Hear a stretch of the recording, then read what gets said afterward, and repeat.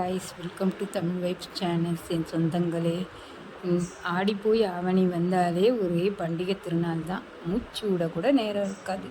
பார்த்தீங்கன்னா இப்போ ஃபஸ்ட்டாக வந்திருக்கிறது என்னென்னா கிருஷ்ண ஜெயந்தி.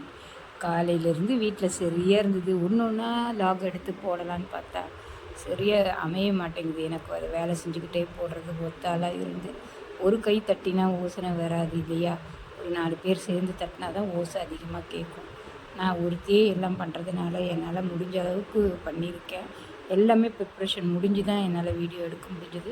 ஃபஸ்ட்டு லைனாக பார்த்தீங்கன்னா கால் வைக்கிறதுலேருந்து ஆரம்பித்து இந்த பூஜை வேலை இவ்வளவும் முடிய லேட் ஆகிடுச்சு. இது என்னோடய பேத்தி. இவள் வடநாட்டில் இருக்கா. அவளுக்கு ராதே வேஷமும் கிருஷ்ணர் வேஷமும் போடலான்னு முடிவு பண்ணியிருந்தோம். ஆனால் அவள் பாய் கெட்டப் போட்டுக்க மாட்டேன்னு சொல்லிட்டா. பொம்பளை பிள்ளைங்கனாலே அவங்களுக்கு பிடிச்சது வளையல், கம்பல், மூக்குத்தி அந்த மாதிரி தானுங்க பிடிக்கும். அதனால் அவள் இந்த வேஷம் மட்டும் போட்டுக்கிட்டாள். அவங்க ரொம்ப டயர்டாகிட்டாங்க. ஏன்னா மறுநாள் அவங்களுக்கு பர்த்டே வருது. அந்த பர்த்டே லாகும் போடுறேன் நான்.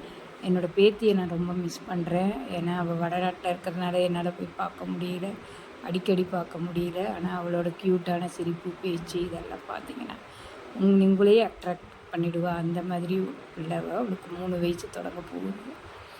அதனால் அவள் இப்போ ராதை வேஷத்தில் இருந்தால் சரி, அதையும் என் லாகில் நான் சேர்த்துருக்கேன். பாருங்கள் எவ்வளோ க்யூட்டாக அவ்வளோ பெரிய குடத்தை வச்சுட்டு நிற்கிறா அவள். அந்த மாதிரி நிற்கிறா பாருங்கள். கிருஷ்ண ஜெயந்தி ஒரு வழியாக செலிப்ரேட் பண்ணி நாங்கள் முடித்தோம். அதாவது கடையில் தான் எல்லா திங்ஸுமே வாங்கி வச்சோம். முக்கியமாக அதுக்கு வைக்க வேண்டியது என்னென்னா பால், வெண்ணெய், தயிர். அவருக்கு டைஜஸ்ட் ஆகிறதுக்கு பெருங்காயமும் வெல்லமும் கலந்து வச்சேன். அப்புறம் வீட்லேயே ஒரு அவுளில் ஒரு ஸ்வீட் மேக் பண்ணியிருந்தேன். அதுதான் அதுக்கு ரொம்ப இம்பார்ட்டன்ட் கிருஷ்ண ஜெயந்திக்கு.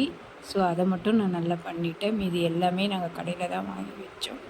ஒரு வழியாக ஈவினிங் பூஜையை முடிச்சுட்டு உடனே என்ன பண்ணோம், பக்கத்தில் இருக்க கிருஷ்ணர் கோயிலுக்கு போகலான்ட்டு முடிவு பண்ணியிருந்தோம். அங்கே போனால் கூட்டம் ரோடு வரைக்கும் நிற்கிது. பார்க்கவே முடியல சாமியை. அப்புறம் வெயிட் பண்ணி பொறுமையாக இருந்து அந்த சாமியும் கும்பிட்டு தரிசனம் நல்லா பார்த்துட்டு நல்லா மனசுக்கு நிறைவாக இருந்தது. கிருஷ்ண ஜெயந்தி முடிஞ்சது. இனி அடுத்து வர்றது என்னென்னா விநாயகர் சதுர்த்தி தான். அதுக்கு இப்போலேருந்து ரெடி ஆகணும் போல் இருக்குது. ஆனால் முடியலப்பா வேலை செய்கிறதுக்கெல்லாம்.